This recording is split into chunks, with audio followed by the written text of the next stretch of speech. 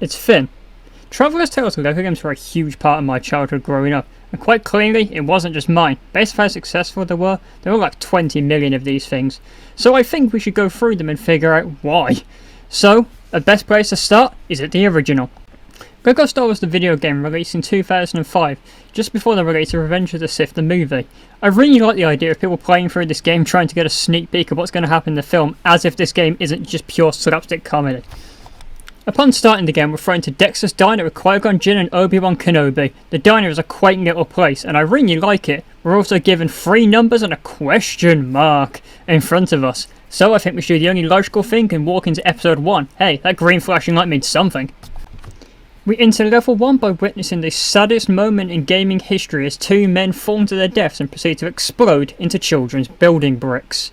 We then raise our lightsabers, break open the door, and yeah, that's where this game already is great. This game is an action, puzzle, platformer.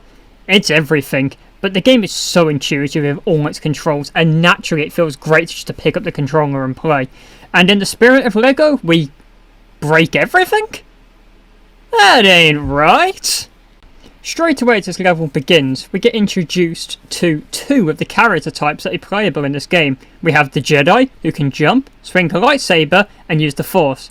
We're also introduced to the Protocol droid, who can go beep beep boop on panels and let us through. Well, as we work through the level, we proceed to get in the back of a man's truck, just like my parents told me not to, and that's the end of level 1. I think we need to stop here and acknowledge how good of a level this is. I mean, being the opening level of this game, introducing you to this many mechanics and without it feeling clustered, it is absolutely amazing. It's no wonder that so many people fell in love with this game. Hell, I had the biggest smile on my face just replaying this level. Level 2 begins with us doing a jackass stunts off the same car we were never meant to be in to begin with. We also then join a war between 2 people that we are not part of and save locals from getting run over. The game now introduces us to another playable character type. The high jumper? The guy? I don't know. I don't mind that they've introduced more character types, but this guy's whole thing is he can jump high, and the characters they choose who can do it are so random. But whatever, I'll take it. The game gives us a brief tutorial on high jumpers in a bit of a parkour segment, and we end off the level by becoming an Olympic diver and jumping into the water, where we meet the bogeyman, who proceeds to give us safe transport to a new area, moving us into level 3. Level 3 begins with Obi-Wan Kenobi having performance issues. Hey, it's fine man, I know quite a few people have that issue. And we're introduced to a new character type, the Blaster type, or as I call them, we got smoke now. You move around the level shooting literally everything. We reunite with the Jedi, shoot some panels, jump on a button, and proceed to land on these poor gentlemen who are simply just trying to do their job, steal a ship, and move ourselves into level 4. We now move to level 4, where Obi-Wan punches an engine so hard it explodes. We adopt this child to be in a race with us, and begins the pod race. Now this level must be causing PTSD for some people. This level was so hard that they changed it in the Complete Saga version of this game. So, what do I think of the level? Yeah, it's really not that hard. I mean, as a child, I would have told you it was the hardest thing ever, but no, it's really not. The only real thing about this level that really gets me is the sound design being burned into my mind, and that's not a bad thing at all. The soundtrack as you go around the corners is amazing. Catching up to the other racers, it feels exhilarating. I love this version. Honestly, I don't think they should have changed this completely in the Complete Saga version. I really like this version of the race. It feels really tense. It doesn't feel like I'm not racing people. That's an issue I have with a lot of children's racing mechanics. It quite often feels like I can do whatever I want as long as I make it to the 3rd lap in time. But no, you feel it here. I absolutely love this one. We've reached the end of the race. Anakin proceeds to pull the money out of his ass. Hold on, did he have that the whole time? We get a new engine and we leave, ending level 4. Level 5 begins with us meeting back up with the bogeyman, convincing the Gungans to have a fight against the droids on the Windows 98 background, and we infiltrate Feed Palace. Within this level, we get 2 new character types. We get the small people who... they aren't even that small, he's at the same size as Qui-Gon! And his main thing is he can jump through these kind of panels in the wall? I don't know what to call them. The other new characters that were introduced, the Astromech, who just like the Protocol droid can go vroom, vroom, vroom. on panels in order to open them. They can also fly, which makes them infinitely cooler, and unlike the protocol droids, they have an attack. It's not a very good attack, it just kind of breaks droid shields. Hey, but it's better than doing nothing. So now we've met our new character types, what's the level like? Well, I wouldn't say the level's bad. It's certainly my least favourite level so far. You carry around a party of characters the entire time and they quite often get stuck on each other. I always think this level was quite boring as we're returning to an environment we've already been to in the game, and I genuinely think it's a bit boring to reuse this. I think I would have preferred to do the Gungan fight instead, but hey, it's not that bad. We make it to the final room in the level where we meet a man who is so good at being kidnapped he has pulled it off 6 times in the same room.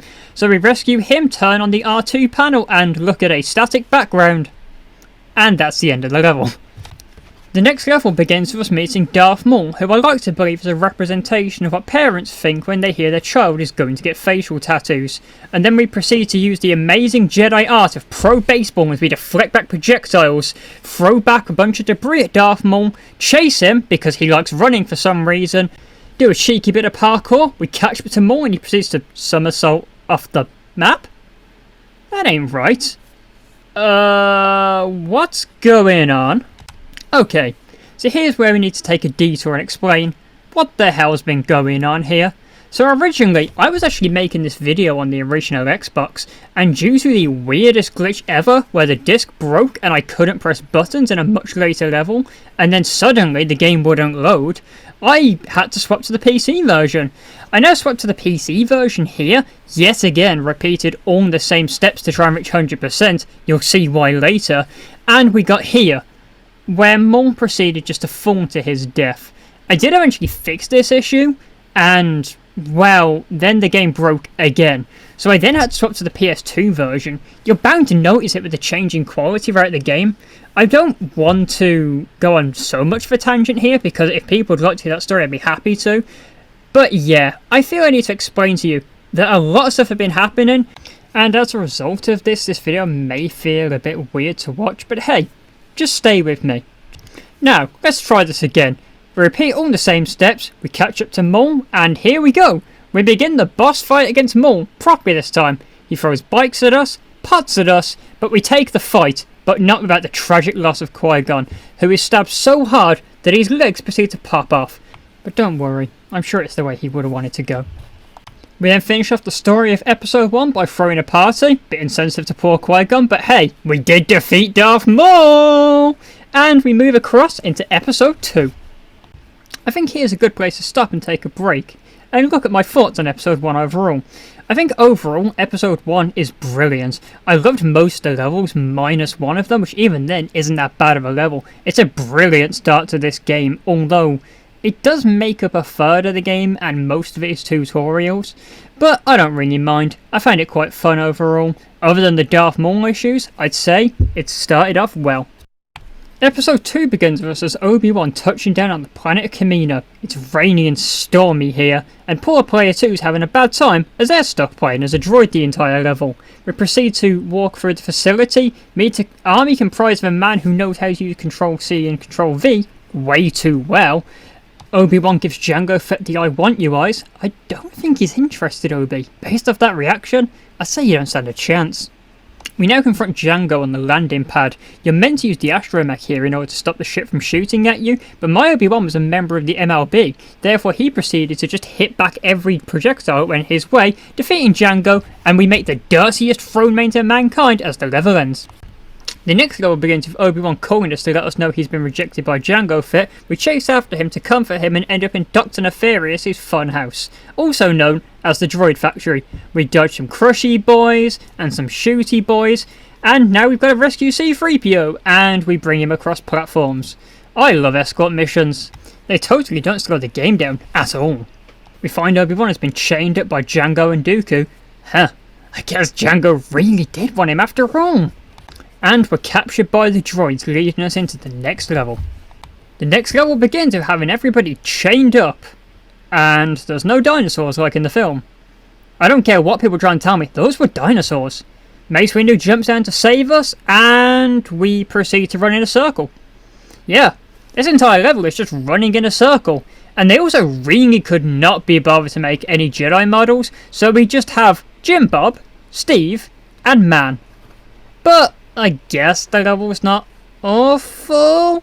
It has you chase down droids and destroy them, but they're so hard to find that I just started running around in a circle. And then you're going to fight against Jango Fett, which comprises of, well, it's just a nothingness fight again. But whatever, the level's over, we've rescued everyone, good job.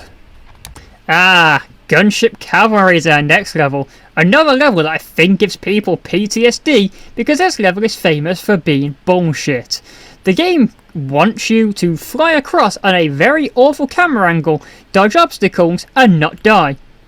Yeah, this level will go one of two ways for you.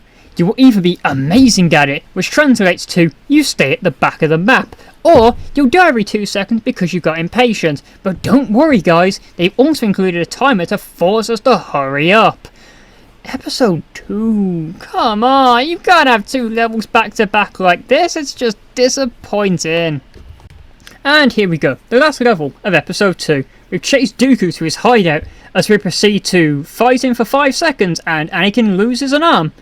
Good job, Anakin. But don't worry guys, Yoda's here to save the day, and he is completely uncontrollable, so I swap back to Obi-Wan, throw back some beams of energy, nearly get crushed by a pillar, and Dooku gets away, only for him to get nefarious with Sidious, ending off this episode. So, let's talk my thoughts on episode 2. Yeah, episode 2 is nowhere near as good as episode 1, but hey, I mean, that's kind of my opinion of these films anyway. So, you could really tell that they were attempting to try some new gameplay stuff with this. I'd say the best level of this is probably the second one in the Droid Factory. It's pretty good, the Dooku boss fight is just way too short for its own good. Gunship Cavalry is bullshit, and the Jedi Arena, which could have been really cool had they included the dinosaurs, just has you run around in a circle.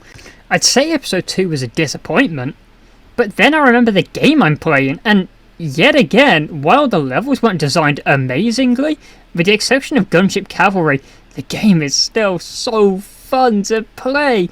And it may just be childhood nostalgia talking here, but I genuinely think the gameplay pushes it through its poor level design, and especially if you're playing it in co-op, you'd be having a great time by this point.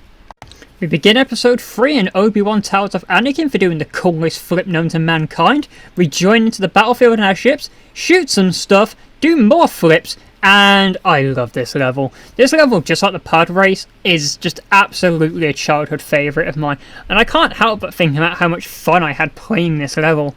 I think it's the perfect blend between making you feel like the coolest Jedi ever as you fly around, and just enough difficulty to kind of make you think, okay, I'm not a master yet. We fly our ships into the invisible hand, ending off this level and beginning level 2 straight away. Level 2 has us do some flips, fight Dooku, proceed to savagely murder him, what the hell Anakin? Save the Chancellor, meet Grievous, Grievous leaves, and we make another happy landing. We now start level 3 where Commander Cody gives Obi-Wan a concussion and we have a fight against Grievous on our hands. And when I say I fight, I mean we're in a circular arena where he will not stop bouncing to the nearest things. This level is not amazing, I can't lie. You can really tell they did not know what was going on in the film. You gotta remember, this was made before the film released. And I feel maybe we could have had like the chase on the dinosaur thing. Yet again, I'm not dropping it. That's either a dinosaur or a lizard. Or the same thing if you ask me. But either way, the fight's not awful. You'd at least have the excitement of stopping Grievous, which is always fun. Obi-Wan proceeds to shoot Grievous and blows the gun as he thinks he might be a bit of a badass, as we move ourselves across into level 4. We begin level 4 as Yoda and get to use his infamous chair! But tragedy strikes as Palpatine is jealous of Yoda's chair, declaring all the clones to kill me and Chewbacca. I don't know why they want to kill Chewbacca. He's just here for the sake of it. But thank you, Chewie. I like the emotional support. We fight our way through the droids and clones, rescue some more Wookiees, and make our escape. And I gotta be honest, this is another level that I don't really enjoy that much. The level kinda drags for the most part, and I don't like how many enemies are on screen at all times. It kinda makes it ridiculous, especially at the end when you're trying to use the Force on the objects. This level is slightly disappointing, I guess. I mean, don't get me wrong, gameplay wise it's nowhere near as bad as the levels in episode 2, but I think it commits the worst crime of being boring as opposed to irritating. We now begin level 5, where we infiltrate the Jedi Temple and proceed to fight the clones who have disguised themselves as Jedi. I think their fancy dress is actually really good. I'd give them first place at a cosplay competition. We infiltrate the temple, do some jumping, pull some switches and find out that Anakin has been having fights behind our back and we need to go reprimand him, which finishes out level 5. We now begin level 6, the final level of episode 3, where Anakin shouts at a pregnant woman and Obi-Wan is not having that, so we kick his ass in style. But just as the fight begins, we're forced to work together by doing some platforming, holding up the roof, and Obi-Wan uses the forbidden technique of tapping him on the ass with a lightsaber. I absolutely love this level, whether it be the aesthetics of the world we're in, the music, or the gameplay just feeling right. On top of this, the fact that this game has full local multiplayer allows you to beat the shit out of your friend, which I know it sounds sadistic saying that, but if you've been working together for ages, getting a fight against your friend is unrivaled. I absolutely love this level. I think it's my favourite one in the entire game. We end off the level by beating Anakin, and fun fact, what you're witnessing right here is the scene that plays when you lose the fight. You still win anyway, because this is a kid's game. We then see the conclusion to episode 3, as Padme gives birth to the new hopes, Darth Vader is born, and my sanity is restored as I finally finish this game after trying to play it 3 times in a row. So, let's discuss my thoughts on episode 3. Yeah, this is a good episode. I know it may sound like I was moaning about the episode throughout here, but I say it with the purest intent. I absolutely love this game and absolutely love episode 3. The final level alone drags it to being the best episode in the game, and even though you may think the mechanics are kind of boring in some places, all the boss fights in this constantly makes up for it. I absolutely love this one. If I was tiering these in order, episode 3 is the best, then episode 1, then episode 2. But wait, there's more. Even though we beat story mode, we can now go back and get free play. You know how throughout the game you see me collecting studs? Well, that's for the true Jedi in order to unlock the final level. And those mini kits. Those damn mini kits. I don't even know what they are, but I love collecting them. It makes great fun going back and gives you great replayability. I love the fact that the true Jedi meter is tied to story and free play. I'd hate if you made me do it twice. It would have been so easy to get you to do it in story mode and free play for extra content, but it gives it the right amount of replayability doing it this way. Within free play, we unlock our last character class, which is the Sith. They're almost like the Jedi, but cooler. They can do backflips and can use the dark side on certain objects to unlock things that the Jedi could not use. And with those coins you've been collecting, they're not just for show. They let you unlock characters, extras such as mustaches at the Dexter's Diner store. It's great fun and it actually gives you a reason to collect stuff other than just going for the true Jedi. So, free play covered? Main story covered? What else is there to cover? The secret level for getting true Jedi on every level. I've got to be honest, with everything that went on during the recording of this, I've already been over how much pain I had. I just got this footage from the complete saga. I'm sorry it doesn't come from the video game, but I really did not want to 100% this game for a third time, so I hope you don't mind. The level has us play during episode 4 as a stormtrooper and Darth Vader, as we discover Princess Leia, who has decided to put a PSP UMD inside of R2-D2. And that's the entire level. It's okay. It's not really much, but it serves as a purpose to unlock Darth Vader in this game, which is a really cool detail. So, overall, what do I think about this game? The game's absolutely amazing and really stands the test of time. You may think it's insane that I say that considering the amount of glitches I encountered during this, but I do not remember encountering that many glitches during other times playing this game. And yeah, it is a childhood classic. I was going to almost cut it some slack. But I think a valid question to ask is, should you even play this version of the game anymore? Well, outside of Dexter's Diner and a few changes to levels, I would really say no. The game is great and all, and if it's the only way you have of playing LEGO Star Wars, hey, I vitally recommend it. Also, you could just try it if you want to see the differences, but if you've never played these games before, yeah, just play the complete saga version. It's almost the same with a few changes that I'd like to cover if we make an eventual video on the complete saga, but the game is great, and I feel for a game that's 20 years old, it really does not show it in age. Well, that was LEGO Star Wars the video game. I really love this game, but you know what I love more? You, for watching this video. Thank you so much. It's great to see support and making it to the end of the video. I love you guys. You're so awesome. Well, anyway, I hope you have a good day. Thank you for watching. Bye!